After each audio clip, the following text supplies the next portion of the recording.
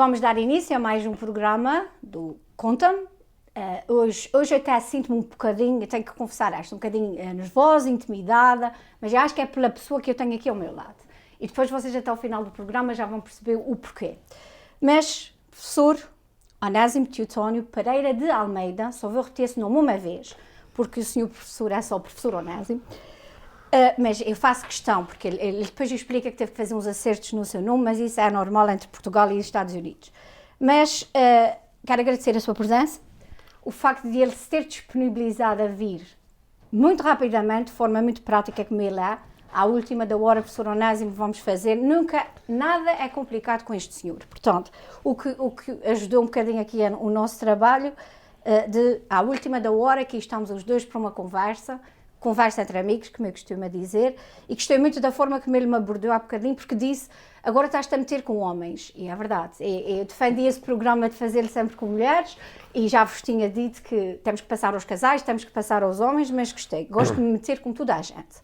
Por isso, professor, obrigada pela oportunidade, vamos conhecer este homem, foi filho, pai, marido, amigo, professor, escritor, e muitos mais títulos ainda vão aparecer até ao final. Por isso, professor Onésimo, obrigada. Seja bem-vindo. Eu é que já lhe disse tanta vez para não tratar de professor, mas não há maneira. Não consigo. É o professor Onésimo, a professora Leonora, há títulos e pequenos... Vou tentar, ao longo do programa... O professor não vem na cédula de batismo. Mas vem na cédula de... Vem na cédula de... também, não vem no registro civil de tudo aquilo que o senhor foi conquistando. Professor catedrático, é o nível mais alto que nós podemos obter numa universidade, lecionar numa das universidades mais importantes e conceituadas do mundo, e vamos perceber isto também, e vamos começar por perceber onde é que nasceu o senhor professor Onésimo. Eu não me recordo. Não, mas alguém lhe disse. Eu acredito que os seus pais lhe disseram. Há uma confusão acerca de... Eu estou registado no dia 18 e nasci a 16. A minha mãe disse-me sempre, às 10 da noite da segunda-feira, dia 16, dia de Santo Eusébio. Minha mãe queria que eu fosse Eusébio. Mas o meu pai aí ganhou, porque o meu pai foi ter com o padre José Maria Amaral, pediu uma lista de nomes, porque o meu pai era Manuel, o meu avô era Manuel, o meu avô, dos dois meus avós os meus avós eram Manuel. E então ele não quis mais Manuel, e ele quis nomes diferentes. A minha irmã era Lídia Isabel, e ele foi, e o padre José Maria deu-lhe uma lista de nomes, e ele foi lá. Então, deixa-me só ver, nesses nomes, se foi olhando para esta fotografia de bebê que os teus pais lhe decidiram negociar o nome? Já é um bocadinho mais tarde. Um bocadinho mais tarde. Mas então, o meu pai escolheu da lista o mais arrevesado, Onésimo. E então o meu padrinho era Teotónio Cantebrum, meu pai era amigo dele, e então fica Teotónio por causa do meu padrinho. Mas eu celebrava a 18, mas a minha mãe disse, ainda celebra a 18, mas a minha mãe diz que foi a 16, mas os homens naquela altura... 16 de que mês? Dezembro. Eles iam celebrar com os amigos e tal, depois não se ia ao registro civil, ia-se mais tarde, e para não se pagar o registro civil, lá mentiam, isto não importa, isto foi hoje. Tá? E os teus pais são naturais de que freguesias? O meu pai é de Pico da Pedra, a minha mãe é das Calhetas. E qual é a sua ligação a Rabo de Peixe? Rabo de Peixe, aqui uma irmã da minha mãe casou para Rabo de Peixe. A mãe do João Silva, a irmã da minha mãe, casou para Rabo de Peixe, com um homem de Rabo de Peixe. É essa a minha ligação. Porque eu recordo das nossas conversas dizer que ia na caminhonete e que passava...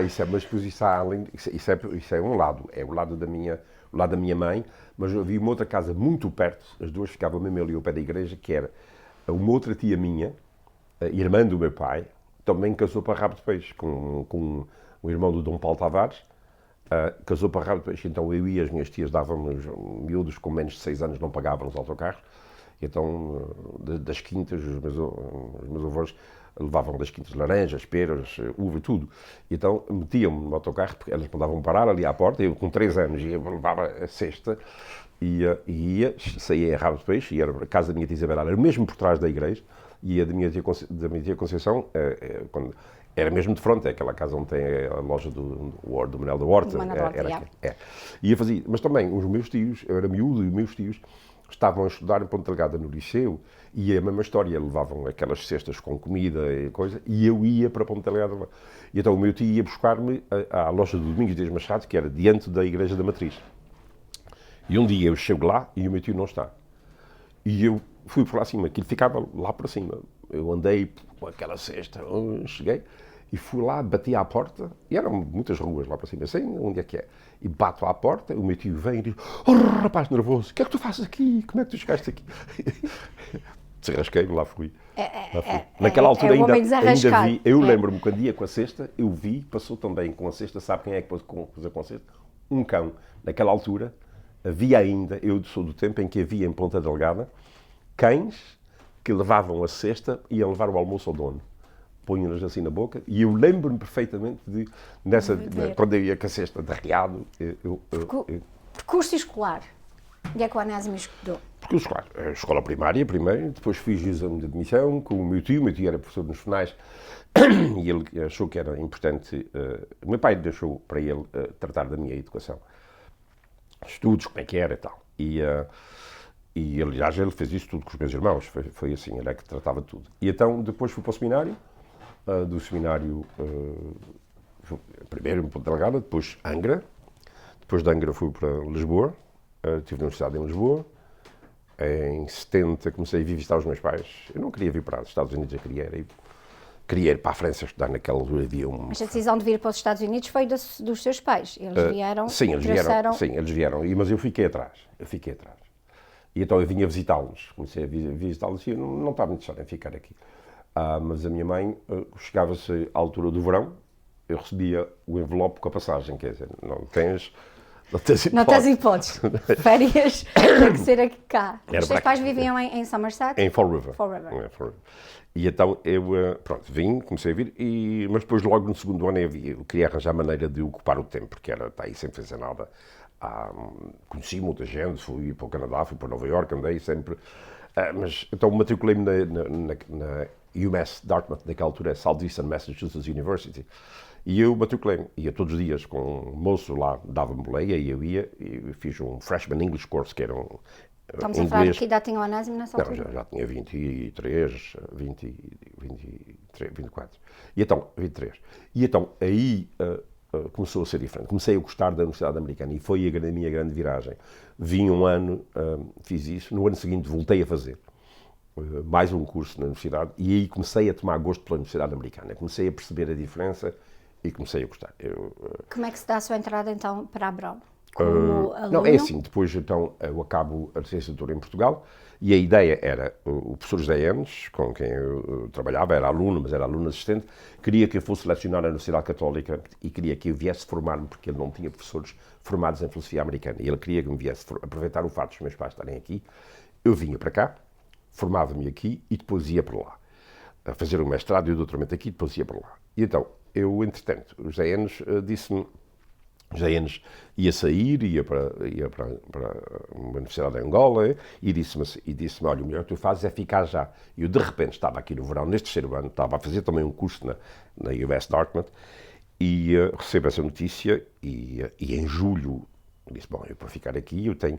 já me tinham oferecido o John Carrero, que é diretor do programa Bilingue em Fall River, ia começar naquele ano o programa Bilingue e ele queria que eu trabalhasse com eles. E eu não queria, eu queria voltar para Lisboa. E então, quando isso acontece, eu fui ter com ele. Disse assim, ainda quer que eu vá? E ele disse, sim, porque eu precisava de alguém para coordenar a equipa que ia escrever materiais escolares para os alunos utilizarem nos programas bilingues. E ele disse que sim, e portanto, a ser assim, eu tenho um emprego já, mas eu queria estudar. E eu fui aqui à volta, pensei, como é que era? Eu trabalhava lá até às 3 da tarde e comecei a fazer os planos, como é que é? Vim-me perguntar, começar em part-time. Aqui à volta às 3 da tarde, onde é que eu podia ir? Só podia vir para a Brown, porque eu ia fazer pós-graduação. E aqui os cursos na Brown começavam às 4 da tarde.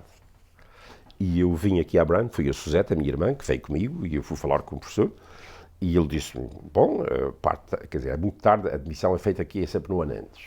Agora isto é 2 meses antes, a única coisa que você pode fazer é você paga os cursos. E como eu ia trabalhar em Fall River no Bilingual Program, estava resolvido o problema, eu podia fazer 2 cursos. pedir uma papelada, entrevistaram-me, etc. Sim, senhor, e disse assim, sim, senhor, você fica este ano como part-time. Faz 2 cursos por semestre e depois concorre, no final deste ano, concorre para ficar efetivo no ano que vem. E foi assim, eu comecei a vir. Eu acabava o trabalho em Fall River às 3 da tarde, metia-me de carro para aqui, estacionava. Às vezes, à última hora, não sabia onde estacionar, apanhei multas, montes de multas, para chegar às 4 horas ao seminário. Os seminários de filosofia eram das 4 às 6. E pronto, e foi assim durante um ano, mas depois no ano seguinte era para eu ficar em tempo inteiro na Brown, mas eles pediram para eu ficar mais um ano em Fall River. E eu fiquei assim mais um ano. E foi assim. E depois passei a ficar na Brown a tempo inteiro. O que é que mudou na Brown desde a sua entrada? Bom, mudou. Especificamente no que criou, no que apareceu de novo. Imensa necessidade. Só para não esquecer, nós estamos a falar e quando nós dizemos sempre uma das melhores e mais conceituadas universidades, há um ranking de universidades. Sim.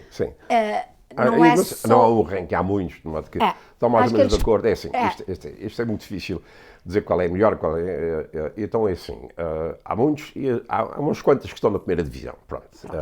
Estão lá em cima da primeira divisão. Inclui-se a Brown. Então, mas o que é que criou, o que é que apareceu de novo, especificamente no departamento que o professor esteve? Bom, o departamento foi criado quando eu estava lá. Eu estava a estudar filosofia. Não existia o departamento de estudos portugueses, não. Eu estava a estudar filosofia e o professor Jorge Monteiro, é uma história muito interessante, que é o professor Jorge Monteiro, era um professor, primeiro luso-americano que eu conheço que vai para a Brown, e ele tinha-se formado lá, depois foi para Nova Iorque, voltou para a Brown, era professor de literatura inglesa, e ele recebeu uma bolsa de Fulbright para ir para o Brasil. E ele vai para o Brasil, e no Brasil diz que se sentiu em casa, porque ele era filho de um casal transmontano e beirão, aqui de Valley Falls. E então o Jorge Monteiro dizia que aprendeu por si, lia os jornais, ele lia o jornal para a família. O Diário de Notícias, que era recebido lá em casa, tudo publicava-se naquela altura, diário. E ele, quando foi ao Brasil, diz que se sentiu em casa. Com toda a gente a falar português, foi uma impressão muito forte. Ele, quando voltou, disse, eu tenho que fazer qualquer coisa. E é ele que reúne um grupo de professores na Brown e vai ter com a administração e disse, nós temos que criar um centro de estudos portugueses. E então aí ele vem, eu era aluno de filosofia, eu não tinha contato nenhum com ele é que vem ter comigo, marca o almoço comigo e diz-me, nós estamos a planear assim, tu queres te juntar porque nós precisamos de alguém com ligação a Portugal, etc. Os outros eram todos americanos, havia um luso-americano, o Nelson Vieira, e eu disse que sim. Então aí eu passei oficialmente para leitor é quando não se tem ainda o doutoramento, e fiquei de novo part-time em filosofia para fazer o doutoramento. Eu tinha 2 cartões de identidade na Brown, um de aluno, só havia 2 casos assim, um de aluno e um de professor. Às vezes eu ia, dava acesso a alunos, e quando dava acesso a professores, usava isso. E foi assim, portanto, o departamento, primeiro começou como um centro de estudos, o departamento é criado mais tarde. Portanto, é a criação do Jorge Monteiro, do Nelson Nogueira e meu, somos nós 3 que criamos aquilo. A nível profissional foi esse, e aqui tem que ver isto, porque também o professor Onésimo é o exemplo do que tínhamos em Portugal e o que veio encontrar aqui nos Estados Unidos da América, um ponto, mas também, atualmente, é dos professores que mais têm participação fora dos Estados Unidos, têm conhecimento da realidade do ensino em Portugal e desta realidade. Como é que o senhor, em poucas palavras, porque há muita coisa ainda mais para perguntar, qual é para si as grandes diferenças, essencialmente, entre o ensino em Portugal com o ensino nos Estados Unidos, a nível universitário? Olha, é muito difícil falar sobre isso por uma razão muito simples, que é muito delicado, é um assunto muito delicado. Eu uma vez fui convidado em Portugal para falar dessa minha experiência, era tudo com gente académica, e eu fui falar da minha experiência. Naquela altura, as universidades americanas não tinham o prestígio que têm hoje em Portugal. Toda a gente estava ainda voltada para a França. A França é que era. E eu já tinha estado aqui, o pessoal das ciências não, o pessoal das ciências sabia que era diferente. Então, eu quando fui falar, eu fui criticado e atacado por muita gente, porque eu fui dizer a minha experiência, eu não dizia aquilo quando estivesse aqui a falar com americanos, eu estava a falar com portugueses que deviam estar dispostos a ouvir a crítica e comentários. E o que eu disse foi o mais sincero, foi o que eu aprendi aqui que não tinha aprendido lá, e a reação foi muito forte. Eu ainda hoje nunca publiquei, das poucas coisas que eu fiz, nunca publiquei por causa disso. É um assunto muito sensível.